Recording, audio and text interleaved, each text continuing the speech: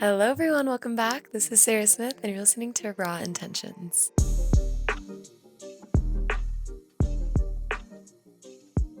Okay, guys, you cannot judge me, but I might be podcasting at what time is it?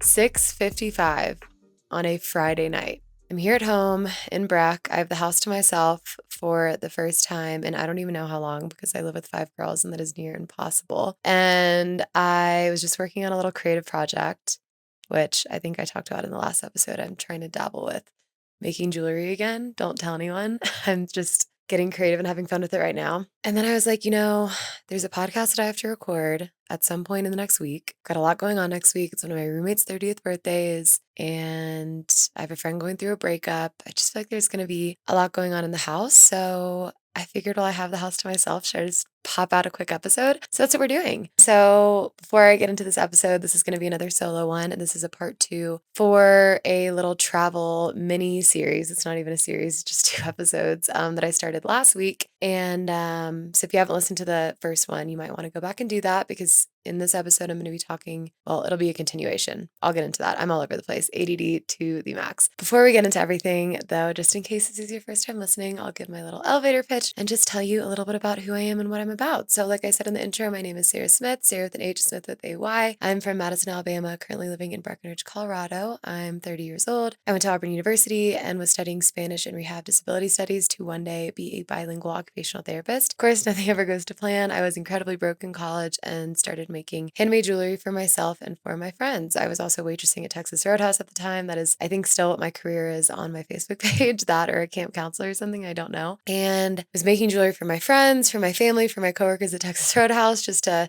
get by in college and buy more alcohol and sorority t-shirts because that's really all I spent my money on at that time. And then it just kind of blew up and took off. This is back in 2017. And now 8-9 years later, it is still my full-time job. It's called Raw and Rebellious. That's at raw_rebellious on Instagram. Definitely give us a follow if you don't already. And what started as handmade jewelry and now might be dipping back into handmade jewelry, like I kind of hinted a few minutes ago, has become so much more than just a business. It's a lifestyle brand. It's a community. We do more so clothing and hats and custom merch and shoes and prints and meetups and pop-ups and community events and all kinds of things. And I will say, out of everything that we've done over, the last 8-9 years, the thing that I'm the most proud of is how community driven we are. I think that's what really makes us a lifestyle brand and also makes us stand out from others because I really do put my heart and soul into our community and to chatting with y'all every single day via DMs, which is why I started this podcast now 3 years ago, which is so fucking crazy, just to have a lifeline with our community and with everyone that I chat with every day and meet at pop-ups, and it's been so much fun. I do solo episodes where I just talk about anything under the sun. I have guests on, either my friends or people that I admire in the entrepreneur, creative, spiritual, influencer, content creation space. I mean, we've had a million guests on at this point, it feels like, and they just keep coming. But this month, I decided I wanted to take a step back and just do some solo episodes because that's how I got started, just doing the solo episodes. And I feel like I kind of got away from that. And I love doing the interview so much. I love,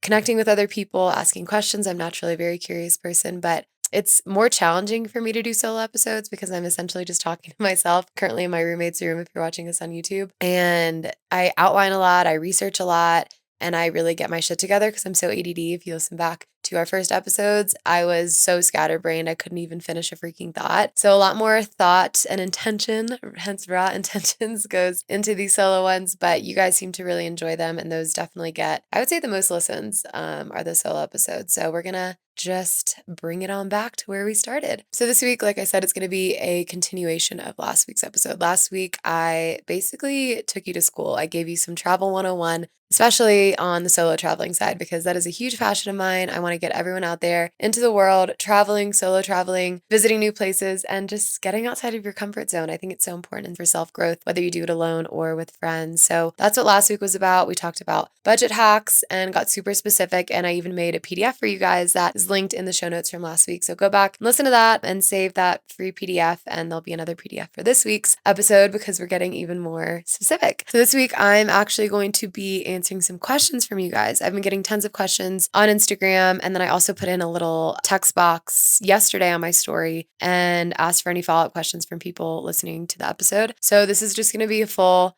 Q&A at the beginning, and then I've got some journal prompts and like prompts for deepening conversation at the end, which kind of plays into the whole PDF of it all, and just getting deeper into the things that I learned and key takeaways from my travels. So let's get started. Okay, so first let's go through the questions. I got so many, so I tried to sum them up or like combine similar questions, but that makes me happy that you guys had questions and care. Okay, so number one, how do you juggle being present and actually experiencing things versus just creating content and thinking about your experiences through the lens of social media? This is probably my number one question in like various forms. So I just combined it into one. And I think that's something that I really used to struggle with in my earlier 20s when I was traveling, just not feeling grounded and always feeling like I was already thinking about the next thing. And that's when I actually started journaling, which has become a huge part of my life and has really helped me just be in one place. And I've definitely learned to just like feel my feet under myself and like try to stay as present as I can in each moment. But social media makes it hard. And especially I find when I'm trying to get back into TikTok, because I go through such phases with TikTok, if I'm on it too much as a consumer, I start to see my real life almost like a simulation as like trends. I'm like, oh, this would go really well with this sound, or oh, like this would be a funny TikTok. And I start thinking about it like that, which I absolutely hate. I wasn't really on TikTok much when I was traveling though, because I knew I was going to be vlogging on YouTube, which definitely follow on YouTube if you don't already, because we also put this episode on YouTube. But I knew I was going to be wanting to take lots of content for Instagram to post later on. And I think that is the key. That is my key advice for anyone. Because even if you're not in the content creation space, we all boof social media like it's our jobs, and we're all posting all the time, and we want everything that we're doing to look cool and impress people and to make our exes jealous and all the things. So my biggest piece of advice is take as many photos and videos as you want. Make sure when you're taking the photos and videos, if it's of like a beautiful view or if it's of an experience, that you actually did take in said view. Like you actually did look at it with your eyeballs before just pulling out your phone and trying to get like a weird low exposure photo, which that's another thing is like all of these things and all these trends, you know, like right now doing the 2-point zoom and like getting really artsy angles of things. When you're 60, 70 years old and you're trying to show your kids photos from your trip to Vietnam, you're not going to want to show them this like weirdly dark, like corner photo of your pho bowl. Like no one's gonna give a shit about that. And look, I'm guilty of it too, but also I would try to take pictures that actually capture the moment for you to look at later, because I'm sure there's gonna be some other trend a year from now of like how to take cool photos, and the whole like, I don't know why I keep saying the low exposure thing, but I feel like that's just such a thing right now, will be out the window. But I think another big piece is just posting later. So when I am taking photos and videos of things, I'm taking them and then I'm putting my phone away. I'm not looking and seeing what I got, and I'm not posting in the moment. I post like days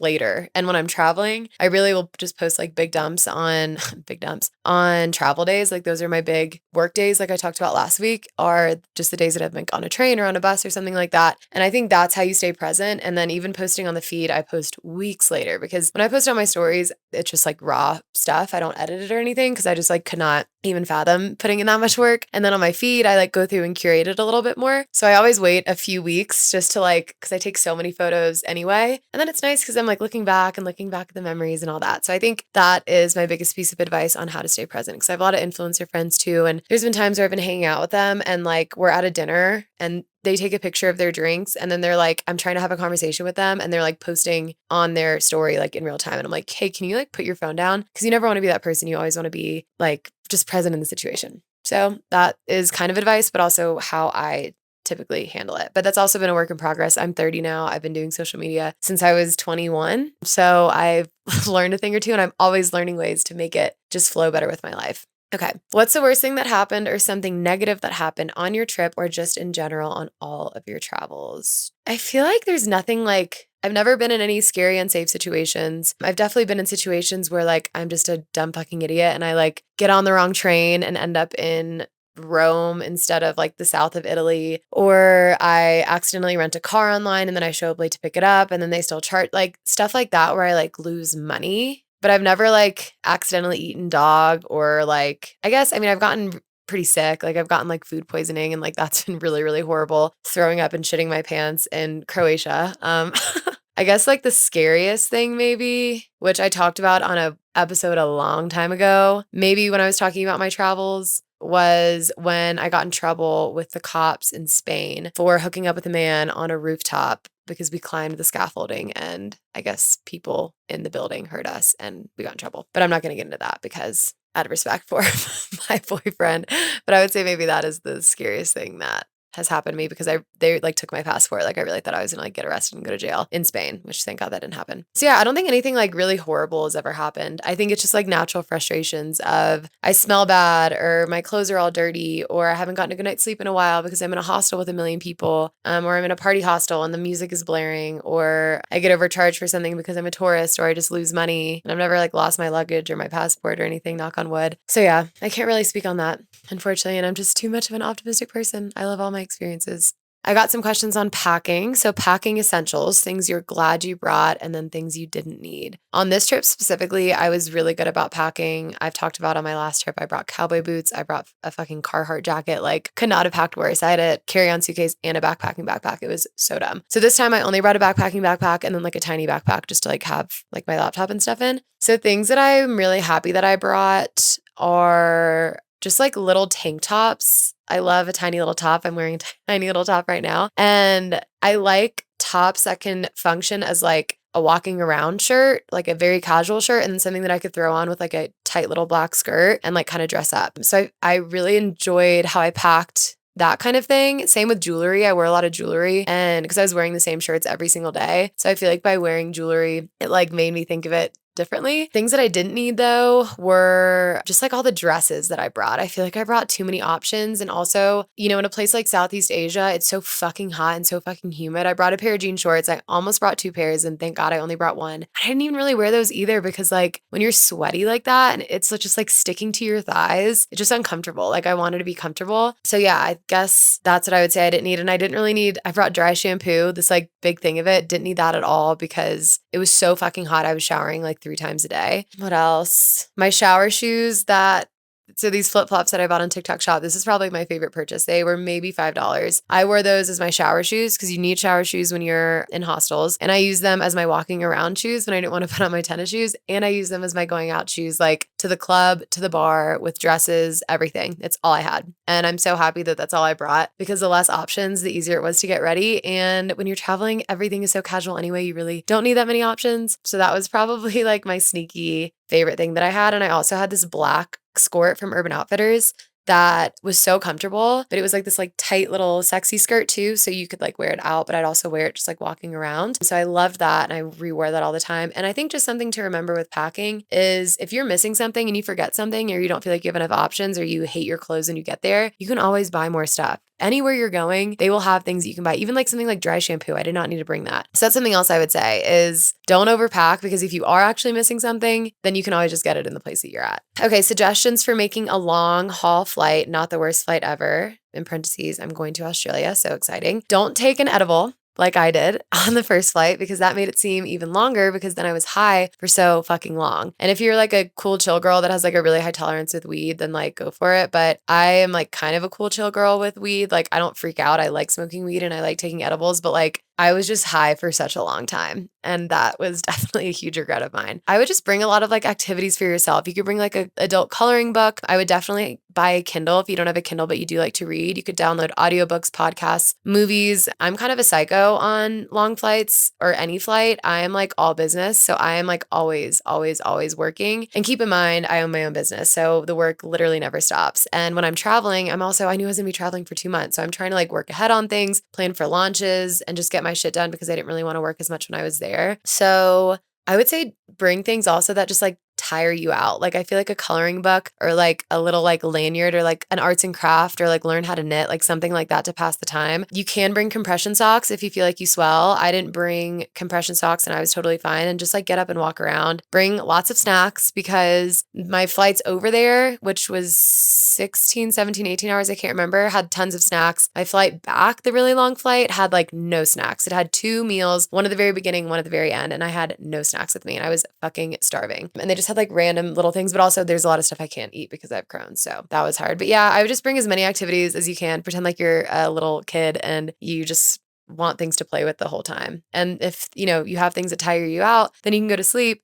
Also, this is something major. Bring an eye mask, which you should have on your travels always. That's actually a packing essential, I would say, because that really helped me sleep pretty much anywhere. And also when you're going on a really long flight, pack a clean pair of underwear. You could even pack like a clean whole outfit if you want, but I just had clean pair of underwear, clean pair of socks. I had deodorant, I had a toothbrush, toothpaste, face wash, and face lotion. So all of those things really made me feel like a new person when I landed, even though I was like hallucinating when I got to Singapore. It made such a difference. And if you're like a big skincare girly, then bring like a face mask, bring eye masks, like do a whole little spa treatment when you're on the plane. Why not? And that's another thing I would say not to bring though if you're traveling for a long time. Don't bring skincare. I did not, the only thing I had with me was sunscreen and lotion, which I also just could have bought there because it's so heavy and you don't need it because you're just gonna like be in hostels and traveling around. Okay.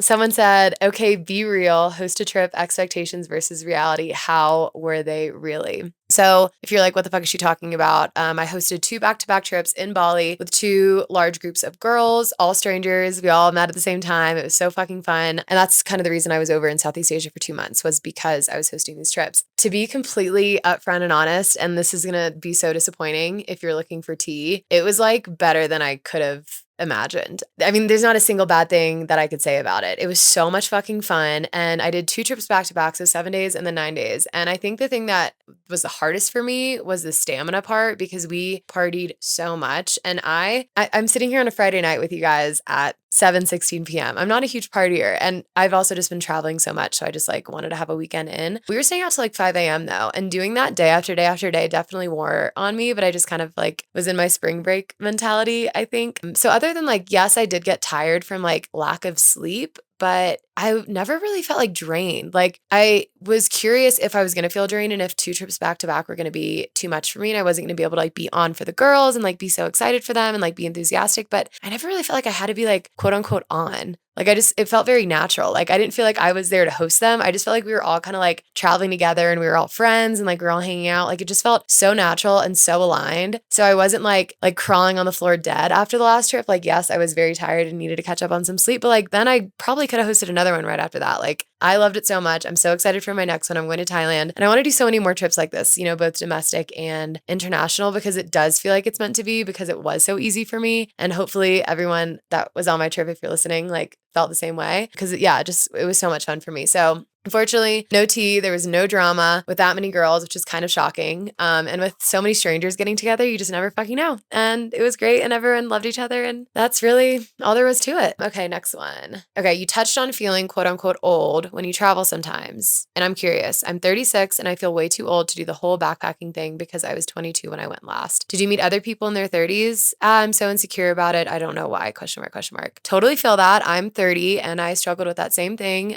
Age is such a weird thing. And when you're traveling, especially like you said, you were 22 when you went last time, that like is such a valid feeling. I understand, but I don't think it's something that you need to worry about. I think as you get older, your priorities change when you travel. So when you were 22 traveling, you were probably partying a lot more, which if you're still partying hard when you're 36, more power to you. My hangovers are just like way too bad to be doing all that. And I just don't really care to do it anymore. But when I was 21, 22 traveling, I was a totally different traveler and I was seeing things in a totally different way and I was meeting different kinds of people. So you are going to attract like people and you still will make friends that are like of all ages. I mean, I think I said this in the last podcast. I met people that were like in their 50s and 60s, and obviously you're not that fucking old. But I think that's something I've learned as I'm, you know, moving into my 30s. I'm not just 30, is that being in your 30s like really is not that old. So just, I would say be wary of that. Like as you're traveling, if you're looking up a hostel, look up the age range that all of the reviews are on. If it's a party hostel and all the reviews are from 18-year-olds, and like maybe don't stay at that hostel because you'll feel super old. But again, you're probably not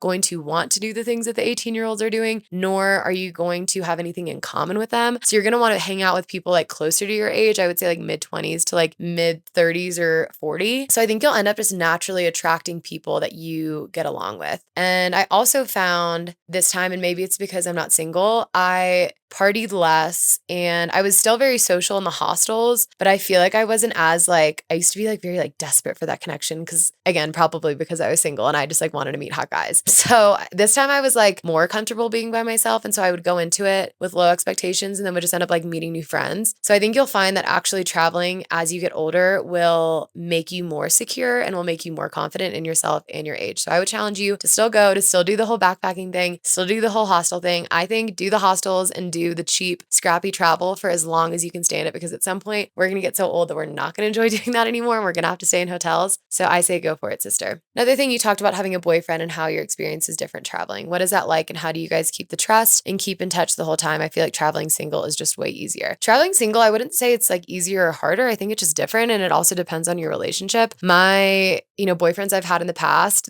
this would not have flown because I've dated very insecure, controlling guys. With my current boyfriend, Patrick, he is just like the least bothered person on the planet. And it all just comes down to respect. Like, I have so much respect for him. He has so much respect for me. I've never cheated on anyone. He's never cheated on anyone. And so neither of us were even like, I don't know, our brains just don't really go there. And so, we're just like texting each other good night, texting each other good morning, making sure we're staying in contact. It is hard because we're like 14 hours apart the whole time, but just like making the effort and like inconveniencing yourself to like wake up earlier, stay up late, to make sure you just check in, not every single day, but like once in a while, and talking about it before. Like, have a conversation with your boyfriend before if it's something that you want to do, and be like, hey, like, what do you need from me during this time that I can make you feel more comfortable? And like, I can tell you what I need from you, and maybe I need a little more patience from you. Like, that's what I told Patrick. Like, I'm not going to be able to talk for long sometimes. Like, maybe I'll just, if I call you, I could maybe just have a second. And like, you can't get annoyed with that because I'm just calling you in any free time that I have. So I kind of had like a free pass during that time too. And we also are long distance, so we're used to just talking on the phone. But I think as far as trust and as far as keeping communication and stuff, it was pretty easy, but just communicate that beforehand and like plan beforehand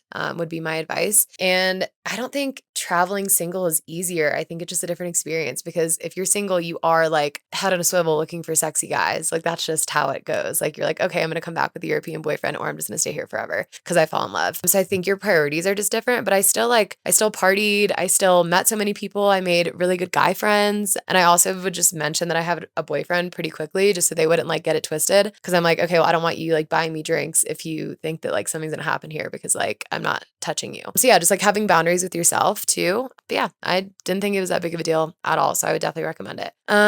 What lessons are you still processing?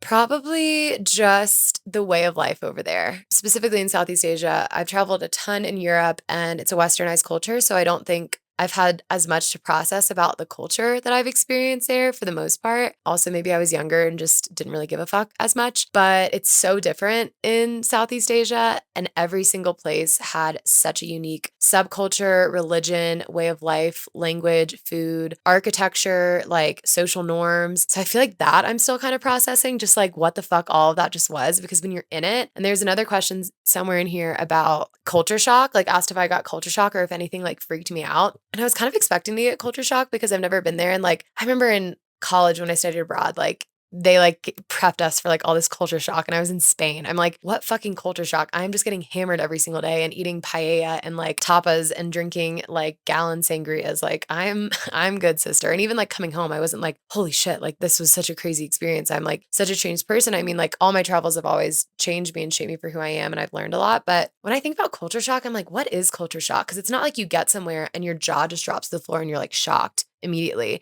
I feel like this culture shock this time was like slow, because you're just like living it, and you just like normalize your life to fit whatever world that you're in that week or that month or that day. So it was less like, oh my God, I'm so shocked by this, and more just like observing everything and trying to learn as much as I could. And then retrospectively, again, I wouldn't say shock, but I think both of those things, it's like what I'm still processing, and that's what culture shock is. It's like just being like, holy shit, like, okay, wow, I just did all of this and I was in all these different countries. Now let me like really reflect on this and see like how it affected me and what I learned from it and how it changed me and what I really thought about these things and what I noticed that were different in each place and what I learned and all the people I interacted with. So I would say that's what I'm still processing. And then the question regarding culture shock, I don't think I ever got culture shock. I mean, I didn't see them like frying a dog in the street or anything. I know in Cambodia they eat dog, but I never touch the stuff. You also have to remember, like, and I think that's another lesson, is every culture is going to be completely different from yours. So when you're a stranger in a new culture, saying like, oh, that's weird, that's gross that they're eating crickets, like, and bugs.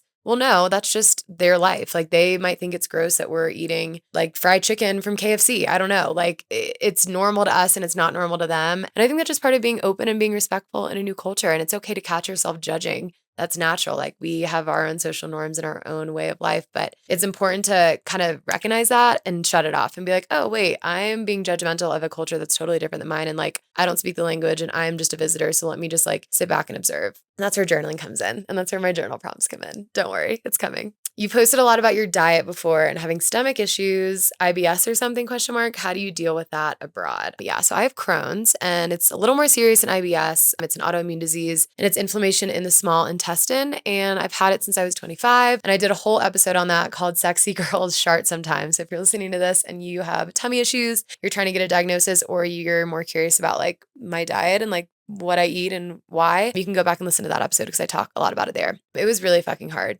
Food was really hard for me because part of my diet, it's kind of like paleo. So I can't eat rice. I can't eat noodles. I can't eat bread. I can't have gluten. I can't have any grains of any kind. I'm not supposed to have corn, chickpeas, all kinds of random stuff, potatoes, sweet potatoes. And there are certain things that are less bad than others. But Southeast Asia, the universe of rice and noodles fucking everywhere. Like in Europe, it's easy because everywhere has like meat and cheese and stuff. And I just eat like a shit ton of charcuterie boards everywhere I go. But in like Thailand and Vietnam, like I don't even speak the language. Like I don't know how to explain what I have. So there are a lot of times that just to really survive, I just had to eat things that I couldn't have and I controlled it when I could. But I had a really bad flare up when I was traveling actually for like a week and a half. And a flare up when you have Crohn's, not to get too graphic, but you're essentially just like shitting constantly, like just having diarrhea and like so much pain. Like you're not sleeping at night. It's really uncomfortable. You're not really retaining any nutrients at all. So that was not fun. And I feel like if anything, I lost a lot of weight on my travels. Like I'm looking back at some of my bikini pictures and I'm like,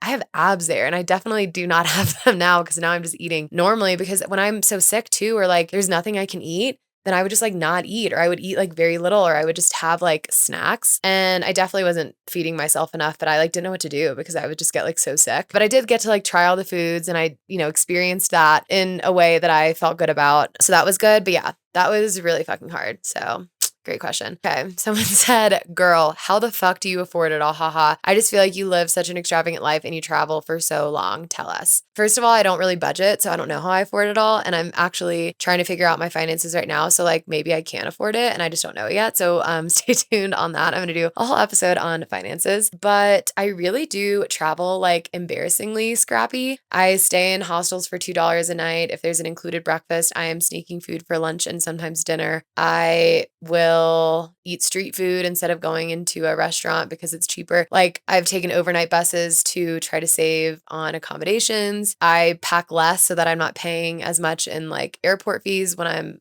checking bags and stuff. I even once boiled water in my hotel to avoid having to buy more water bottles because you're not supposed to drink the drinking water in Bali. And there was like a tea kettle thing in my room and I boiled water. Like, does that really save me that much money? No. So I do like just dumb shit like that. I take the cheapest flights. I connect to 2 million places just to get somewhere. I do buses instead of tour groups. And I talk about all of that in the last episode. There are so many ways to travel on a budget and you just have to like commit. There's just a choice there. You can either like travel super extravagantly and spend a lot of money and just go for a shorter amount of time, or make your money last as long as you can. And that's what I always do. When I travel, I didn't really shop much when I was there. And that's just all personal choice. I would so much rather stay an extra 2 weeks and go to a different country than do a bunch of shopping somewhere and then have to not only buy a new bag to come home with, but also spend all the money on all the things. So that's how I afford it, I think, is I just do it really, really cheap and really, really scrappy. And I want to do that as long as I can stomach it. Okay, next one. What were the biggest differences in Europe travels versus Southeast Asia travels? Kind of touched on this. Europe is just super westernized, so I feel like nothing is very shocking. It's so beautiful and so cool. I'm actually interested to see how I feel about Italy when I go with my boyfriend's family in a couple months because it's just two totally different worlds. But Europe is just a lot more like, it's an easier pill to swallow, if that makes sense. It's so easy to assimilate in a place like that because their culture is different for sure. And it's so beautiful. And each country's so different and has different history, and like the architecture and the cathedrals and the monuments and like how historic the buildings are, which is nothing that we have in America. Europe is fucking phenomenal and such a cool experience. And I think a great way to dip your toes in to travel. And so much of it, like the touristy spots have become a little more Americanized. So they're just like easier to get around, I guess. So I think that would be the biggest difference is Europe is just more similar to the way that we live and the way that we communicate with each other. There are still tons of different cultural norms, social norms, history, all the things, food, and it's so incredible and beautiful. But I just remember my brother when he met up with my family and I in the Dolomites after he had been traveling in Southeast Asia and the Middle East and all over. He was kind of like bummed out by Europe. He's like, wait, this is like not as like scrappy as Asia. And it's true. It's like a lot more like put together and buttoned up, I would say, obviously depending on where you go. But yeah, that's what I would say the biggest difference is. Okay, someone said, if you don't mind sharing, was there anything you were running from on this trip? I remember last time it was a bad breakup, but also you don't have to tell us if you don't want to, LOL. You have a very good memory. Yes, last time I traveled for a really long time, I was running away from a breakup and just trying to find myself. And it's funny because this time before I left on my trip, I was like, my life is perfect, everything is great. And then shit didn't like hit the fan, but like it kind of did. And I won't super dive into this. Maybe I'll talk about this more on the next episode I do about like doing like big sister advice, dating, singleness, all the things. And I'm going to talk a little bit about long distance relationships. But the hardest thing about long distance relationships, especially I'm 30, my boyfriend's 31, is figuring out a way to combine our lives when we both love our lives so much. And there was a conversation that I had with his parents right before I left on the trip that was just a very heavy conversation. And I won't get into it too much, but I feel like that's what I was kind of processing and trying to figure out just like what him and I are going to prioritize in our lives and what our values are and like where we both get fulfillment and just trying to explore that a little more because yeah, combining lives when you both love your lives so much and have so much to live for is a really hard thing to do, and figuring out where that compromise is really hard. And I'm a very selfish person, and that's something that I really struggle with. And again, I'll talk about that more in the dating episode. But to answer your question, I wasn't running from anything, but I think that was the thing that I was like trying to gain perspective from because travel is so amazing. I mean, you see all the memes and the TikToks of where you see a girl and she's like, oh, if I'm going through something, I just buy a plane ticket. Like I very much do that. But this time I don't think I was like running from anything, but it was nice to gain the perspective and just really zoom out on all my problems and realize like, okay, this is what's important. This is what's not. Also, I feel like my business is always doing weirdly horribly anytime I travel for that long. You'd think it'd be the opposite. Like I'd be like rewarding myself, but no, it just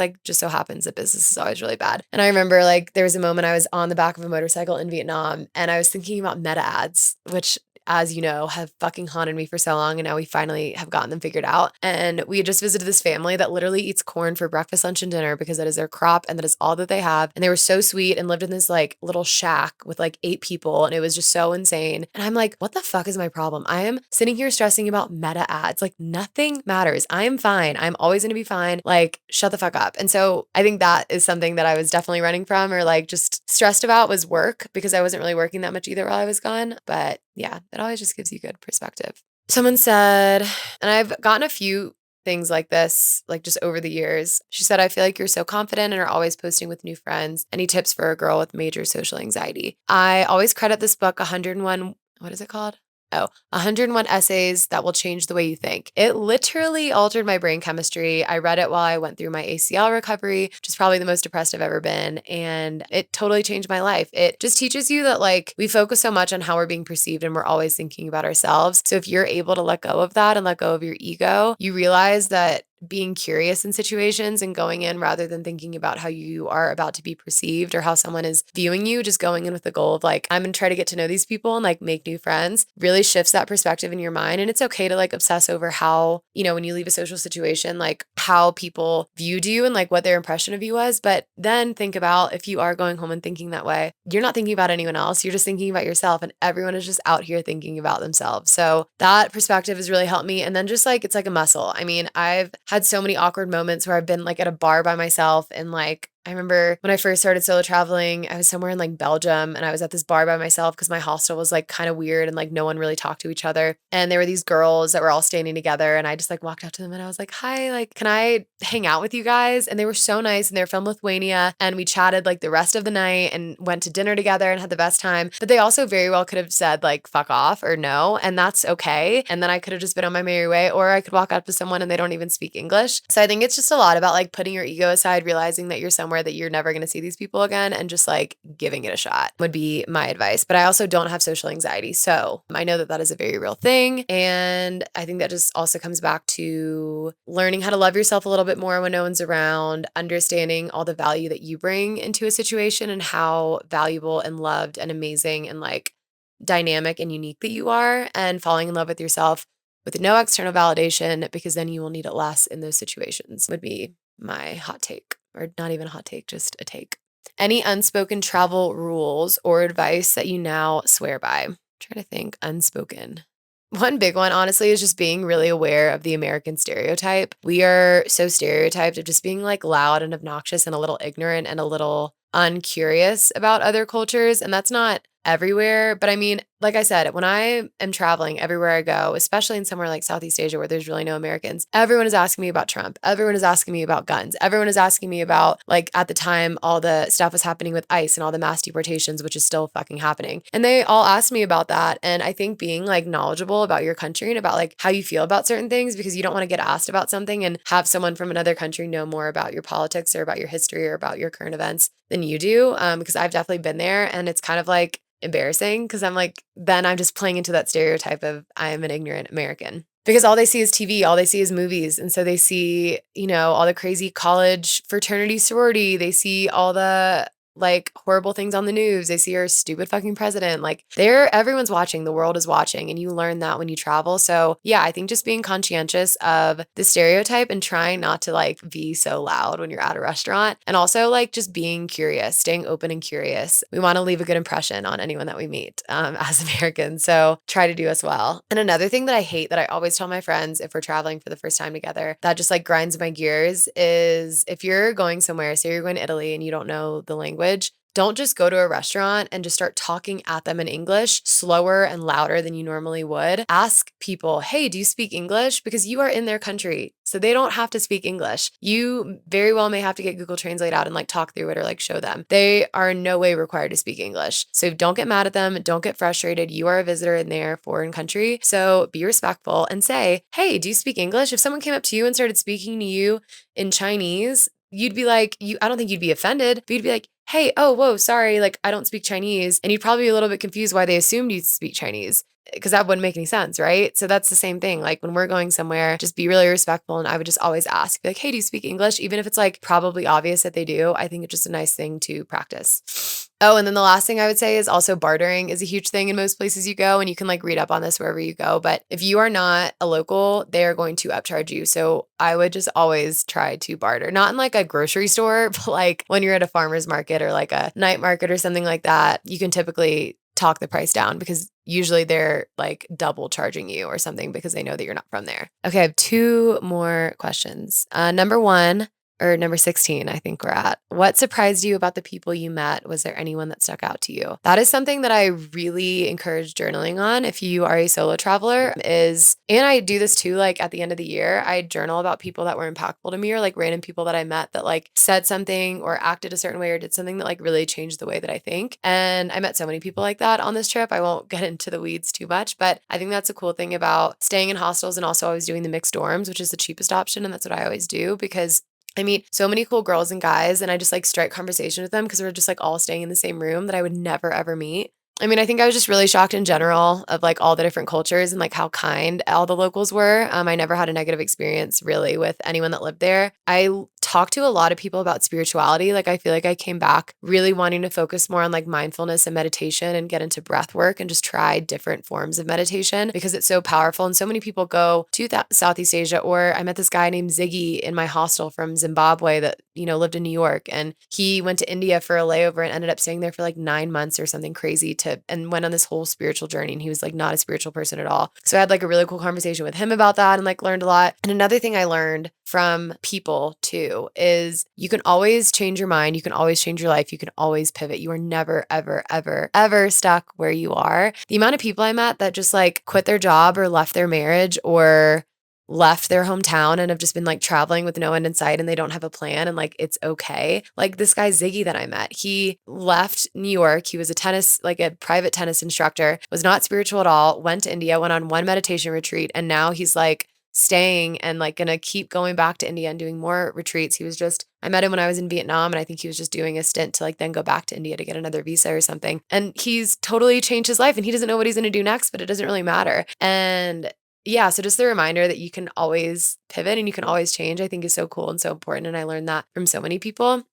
I learned a lot about think I talked about this briefly, like the Lahu tribe in Thailand, because the little jungle town that I stayed in, there was a little village, and I went on this hike, and I talked about it in a past episode with this local preacher, and I just learned so much about like their culture and like where they came from and like where they migrated from and how they got there and like the wars and just like everything was so cool. And I also met a ton of people affected by Trump's policies in real time. And that was super interesting. And like, obviously, you see all the horrible things that he does on the news, but like, there was this girl that I traveled with for a while, Salome, and she got into Harvard for business school. And she's supposed to start in August and she can't get a student visa. So she might not be able to go to Harvard to college that she got into that she worked really hard for because she can't get a visa to go over. And she then hears horror stories. And there are so many horror stories about America right now, guys. Like, I'm so serious. Horror stories about her friends that were like trying to study in America or get a job in America. And they like get detained at the airport for no reason and they're stuck in this room for hours and like they're treated like a criminal when they're literally just like a freaking student like trying to go to school or like work somewhere in America and they like have all the papers and have the visa, like they're being assumed as a criminal, which is really, really scary. And I know that that's happening, everywhere, and especially with immigrants, both legal and illegal, which is so fucking terrifying. There's another girl that I met from Germany who was working at NYU in genetic research and doing some really important work. And she was in her late 30s and she randomly lost her job because Trump cut funding off and lost her work visa. So now she's just traveling until she can find another job because she like has built her career up in America at NYU. She had been there for like 8 years or something and then randomly just lost her job and now doesn't know what the fuck she's doing with her life. So that was really interesting, just having conversations with people and hearing like, you hear on the news all the funding cuts and like the visas and all of that, but like just meeting people that it's affecting was really, really crazy and super interesting. And also just people are scared to come to America because of all the guns. Like all the shootings that we have is so abnormal and we are so desensitized to it and it's so scary. And everyone's watching. And that made me really sad. Like people ask me like, have you ever had a gun pulled on you? Like, are shootings common in your town? Like, because that's all people see on the news, but that's also like happening all the fucking time. And like, that doesn't happen anywhere else in the world other than in America. Like, that's so fucking crazy. I'm not talking about wars. I'm talking about shootings at a grocery store, shootings at a movie theater, shootings at a fucking school. Like, that does not happen anywhere at a concert. Like, so it's very abnormal, and getting that perspective too. I'm just like, God, this is so fucked up. Like America is so fucked up. It's so great in so many ways, but it's so fucked up, especially right now. But yeah, I would say like there were a ton of people that affected me and that I learned a lot from, but you guys didn't get to meet them. So it would be kind of boring for me to sit here and talk about them. But I did also learn a lot, I think, from the girls that came on my trip, from every single one of them. We had so many really fun, like light moments, but also so many deep, profound conversations. And I think I learned a lot about myself, kind of seeing myself reflected in new people, because we all use people as mirrors and how they react to us and how they, like the feedback that they give us about ourselves kind of shapes what we see. So I think I learned a lot about myself, but also just learned a lot from these girls. I mean, everyone was so different, came from totally different backgrounds. And yeah, just from all like the deep, meaningful conversations I had, I was like, wow, it is so refreshing just like making friends and having like both having the partying all night and then having like the sitting and talking for 2 hours about something really emotional and like crying while we're drinking espresso martinis. Like we did it all. And I really appreciated that. And then last question, hopefully I got to everyone's questions. Were you ready to come back or did you want to stay? What's been the hardest part about coming back? Anything you learned and tried to hold on to from your travels? It is funny. One thing that I've learned, and I've learned this over the years, like no one really gives a shit about your travels. Like even as I talk about it on these podcasts, which I know you guys are choosing to listen. So like hopefully you give a shit. When you get back from a trip and you're like all bright-eyed, bushy-tailed, your mom's gonna want to see all your photos, maybe your boyfriend, maybe your best friends, but like most people are just going to be like, how was it? Oh, it was good. Great. If they've been to the place, they'll ask you specific questions. You can tell them about your experiences and trade stories, but like no one really gives a fuck. Like they don't want to hear your whole thing. So get a journal, get a therapist, talk to your mom, because don't like talk at people about your travels and like make it your whole personality for a year, because people will probably start to get annoyed and make fun of you behind your back. Yeah, no one gives a fuck. I was definitely sad to leave when I was there. And that's the first time I've ever felt that. Usually when I'm traveling for a long time, I'm ready to come home. I was so sad to leave. I was not ready to leave at all. But once I got back, I was so happy to be back. I love it here. I love it in the mountains. It is summertime. When I left, it was snowing. So the air was crisp. It wasn't humid. I had my bed back. I had a laundry machine. I had my shower, like all the niceties. And then I very quickly assimilated right back. And I also just like love to be where I'm planted. So I don't have like FOMO to be there anymore, but I'm excited to go back. I'm going back next April for a while and I just want to keep going back. It's shown me that the world is so small and I can really just go back whenever I want. And then as far as like things I'm trying to hold on to, I love that question. That's something that I've journaled about a lot is like slowness and trying to, I talked about confidence and how it's just like a practice. Like you just have to keep trying it and trying it. I feel like slowness for me and trying to live less of a stressful, high strung life is a practice. And it's something that I'm trying to get better at because I get so stressed out in my head. I make all these weird invisible rules in my head. I'm like obsessed with productivity to a degree that can sometimes be damaging for me. And I am so go with the flow, but with my work, I just have like such a guilt cycle in my head. And that's what's so special about breaking out of your routine for 2 fucking months because you're forced to not have all your creature comforts. You're totally out of your routine and you will not get back into your routine until you get home. And it's just healthy for you. It's good for you. And it showed me that like I was way too high strung. No one's going to die. Like it'll be totally fine. I'm going to get my work done. So coming back, I did a lot of sunrise walks because I was jet lagged as fuck. But as far as like practices, I'm trying to be more intentional with my mornings. My mornings are my like most productive times, quote unquote, because I just woke up. Everyone's still asleep. I wake up at like 5 or 5:30. And I used to just like do my meditations while I made coffee. And then I would start drinking coffee at like 5:30 and do my gratitude. And then I would start working. Now I take it super slow. So I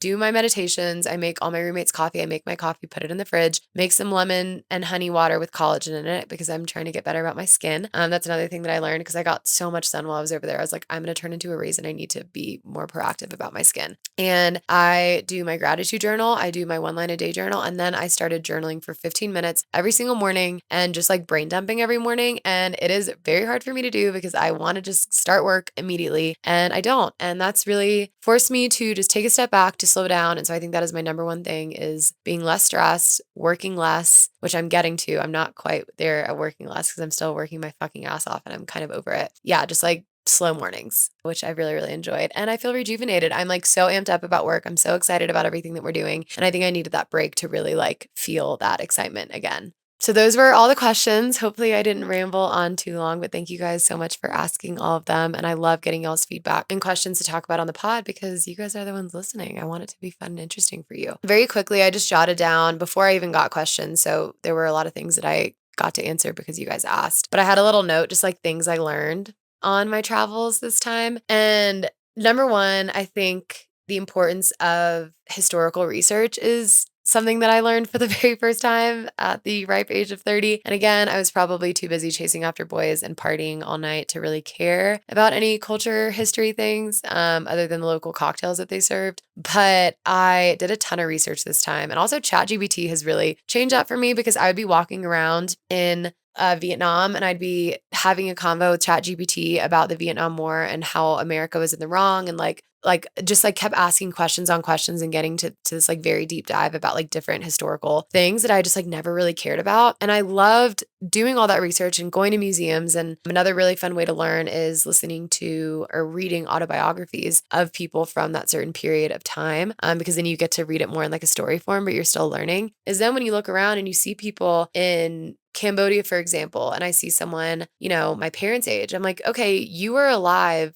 during the genocide in the 70s and you like have all those experiences. And I just like look into their eyes and I like look at that person and I'm like, you have lived such an insane life. And I know all about it from this book that I read from this little girl's perspective. Or in Vietnam, and I see people with like the scars on their face, like, older than our parents or like our parents' age, maybe from like Agent Orange or like the Vietnam War. And everyone you see, you'd see people in Vietnam, like these men with these like green army hats. And at first I thought it was like not a joke, but like an accessory or something that people wore. But I only saw certain people wear it. And I'm like, I'm pretty sure that is like from the actual war. So you fought in the war. And I learned so much about the Vietnam War. And that was really cool. So then when I'm looking at these people and I'm like, kind of trying to understand why they are the way they are, like why they're acting the way they're acting, I have this like historical reference to pull from or ChatGPT in my pocket that I can be like, wait, so what about this? What about this? And would just ask like any question that came to my brain. So I'd really encourage that if that interests you even in the slightest, or even if it doesn't, just to give it a shot, because even when I go back to Europe this time, it'll be really fun because I'll be with my boyfriend's family. My boyfriend is obsessed with history and I've never given a fuck about history in Italy. I've never done any of the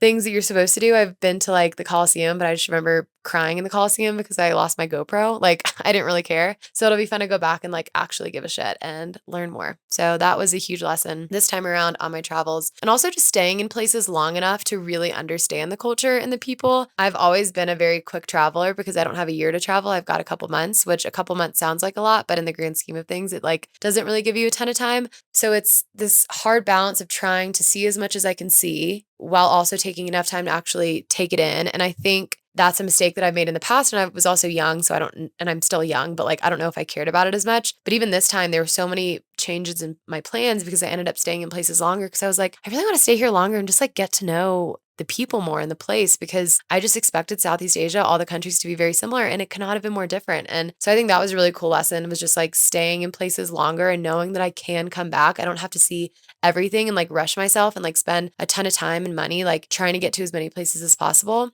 I want to just like really take in the culture and the place. So that was something that I really enjoyed. Definitely shattered the question of, am I too old to be doing this? Absolutely not. And I don't think I'm ever going to be too old. I already talked about breaking out of my productivity routine. And then just, this is a lesson that I get every single time I travel. You can only control the way in which you perceive a situation, not the situation itself. Inconveniences happen. You just got to roll with it. And the first inconveniences always hit the hardest and you want to cry and you're fucking pissed and you're sweating and you're losing money because you got fucked by some situation, but it just happens and it's going to be okay. And that can carry into your real life that like nothing really fucking matters. It's going to be totally fine. Okay. The second portion and the third portion, I'm not going to talk a ton about. This is going to fall more into the PDF portion of our podcast today. But I talk about journaling all the time and how life-changing it is. And I mean that. It has totally changed my life, made me more grounded, made me more retrospective, and gives me this like amazing reenactment of all of these things that I've done over the years that I can then refer back to. I mean, it's literally like a little time capsule. It captures your memories, your feelings, all the tiny insignificant yet very significant moments and people that you meet and things that you're not going to remember even from your photos, like a year from now, 2 years from now, 5 years from now. It's crazy all the things that you forget. Jotting down and reflecting on all of these life-changing moments can really change you to your core, who you are, how you treat people, and the trajectory of your life. And then you can go and read back and see how much resilience you really have and how much that you've grown and how much that you've changed. Like the metamorphosis of it all, as Hilary Duff says. I cannot say metamorphosis without referring Hilary Duff because that was just such a pivotal time in my life.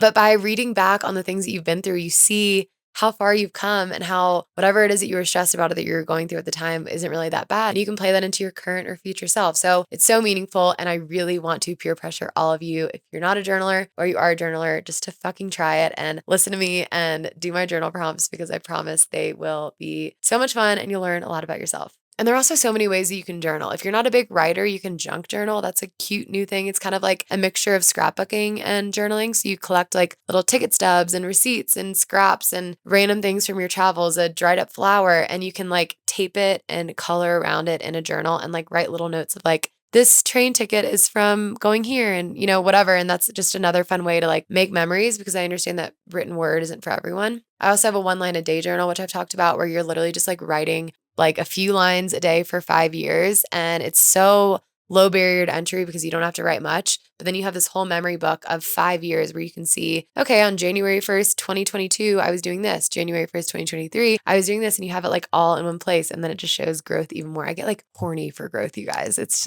so good. But anyways, for my Bali girls, I gave them this whole journal guide where I talked about journaling, the importance of it, like I just did. And then I gave a bunch of journal prompts and I separated them into different categories, into self-exploration, into, talking about your experiences while you're traveling, reflecting on them after, talking about the people you met and the connections that you made, talking about, hard things and deep things within yourself, and split them all into categories and send it to them. And so I wanted to share them and a few more with you guys too. And I'm not going to read them all out loud. Don't worry, because that'll be so fucking boring. But please, if you're interested, download the PDF. It's totally free. And you can just use that as a reference. There's some general stuff. I'll read the categories that I made just so you can see what we are doing here. Okay, I'm going to read these to you guys, the categories. Okay, so general questions for self-exploration that have nothing to do with travel, but can have to do with travel if you want them to. The next one, self and identity while traveling. Next, culture, connection, and human experience. Next, intention, presence, and growth.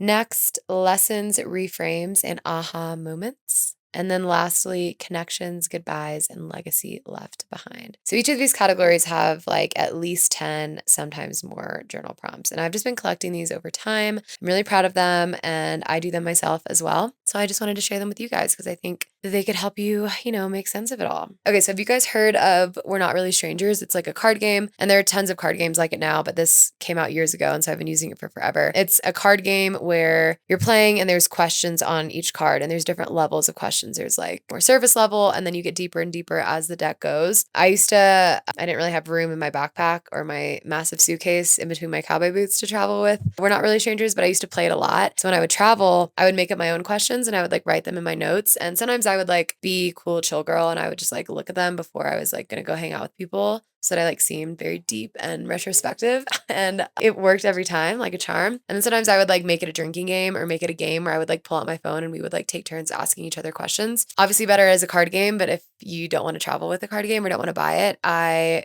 compiled a whole list of things because it's really fun to make connections with strangers. And these games are for strangers, for friends, if you're traveling with people you already know, with a possible romantic partner that you meet at your hostel, a crush, if you will, or your boyfriend that you're traveling with or girlfriend. It's a great way to just like deepen conversation. And each question is so expansive. So like, it's not like you're going back and forth interview style. You're like getting to just like ask a question and then you guys can both kind of talk about it and see how it makes you feel. And it's not forced, it's fun. And it can be awkward and silly at the beginning when you start. But then, you can make anything a drinking game if you believe in yourself. You guys get the wine flowing. I mean, I've gotten so many guys that I've dated to open up via this card game and they like absolutely hate it at first. And then we really get into it. And then by the end, they're like crying about their mommy issues and it's so great. And also people just love talking about themselves. They love being seen. They love being validated, being heard. And what a cool impression to leave on others. I mean, if you talk about being obsessed with how people perceive you, you will be perceived as such like a open, vulnerable, real person by like asking these questions that maybe they've been craving getting asked, or they just have never felt seen in that way and they get to learn more about themselves and you get to learn more about yourself because typically it's like a back and forth and you're getting asked questions too. So it's really fun. So I compiled all of these questions that I've had and then just made up a few off the dome, put them in the same PDF. So you get all of this. Oh, the free price of free if you click on the link in the description, and you can just keep these for the next time you are traveling by yourself or want to deepen conversation. And you could probably tweak some of these to make them like not really travel related. A lot of them are just general. Not going to read through that because that'll be super boring, but I will tell you the categories that I made up for this portion. Questions that lead to deeper conversation. First level is light and fun. Break the ice without it feeling too awkward. Level 2, real and meaningful for mid-connection moments. And then level 3, deep and soulful for late night convos, lasting friendships, and a bottle of wine. And there's like at least 10 in each of these, more like almost 20 in each of these. So you can just like pick and make it a fun little thing. And then I also did one for a little hostel fling. So if you have a crush and you want to get to know them more, or you've been like hooking up with someone while you're traveling and you want to see like, so are you going to talk to me again after this or not? This is a game that you can play to really get to the bottom of that. So same thing. Levels, there's 2 levels, flirty and fun, just to set the mood, get playful, and then vulnerable and curious, which just deepens the vibe, but still no pressure and fun and light. And so those I made up, and I'm really excited. You guys have to let me know what you think. And that's really all I have for you guys today. I wanted to just do the Q&A and follow up and make sure you guys are all feeling good and ready to travel the world and conquer the world. I'm always here if you want to slide into my DMs and ask me more questions. Literally, as I was getting set up to record this, I got a DM that I saw asking about Rex to Costa Rica. I am a travel agent. I am a relationship counselor. I'm an advice giver. I'm a podcaster. I'm a business. I really do it all. So feel free to slide in my DMs for literally anything because I promise you it's not weird. I've gotten insane shit in my DM. So you can seriously say whatever you want. Oh, I did write down a few quotes about travel that I really like that I'm going to read for you guys. And then I'll let us all go because I do want to eat dinner. Okay, quotes. Ready? To awaken quite alone in a strange town is one of the most pleasant sensations in the world. Freya Stark. Wherever you go becomes a part of you somehow. Love that. By Anita Desai. Travel far enough and you meet yourself. By David Mitchell.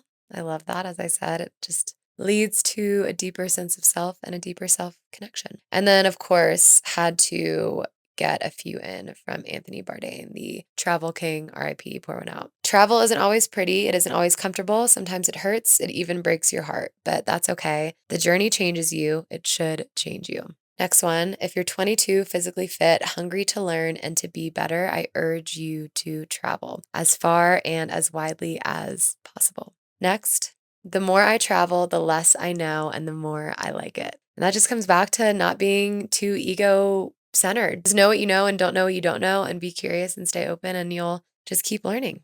And then the last one, you learn a lot about someone when you share a meal together. Could not agree more. Thank you very much, Anthony Bourdain, for coming on my podcast. That's all I have for you guys this week, though. Thank you guys so much for listening. This has been such a nice way to spend a Friday evening, and hopefully a nice Thursday morning commute to work or on your hot girl walk or whenever you typically listen to us. If this is your first time listening to the podcast, I hope you stick around. We have so many episodes for you to catch up on, as well as new episodes coming every single Thursday. And I have never dropped the ball on that, and I never will. I am loyal to our podcast community, small but mighty. You can catch us anywhere you get your podcast, Spotify, Apple, and wherever the fuck anyone else has this podcast. I don't know, but you can get them in those places, wherever that is. And if you like us as much as we love you, I would love if you would subscribe, because then you get notifications when we drop new episodes. Like and rate/review. It just helps us grow and get a little more credibility as we continue to grow. Maybe one day I'll make some money off of this podcast, and this won't just be a quote unquote hobby, as my dad calls it.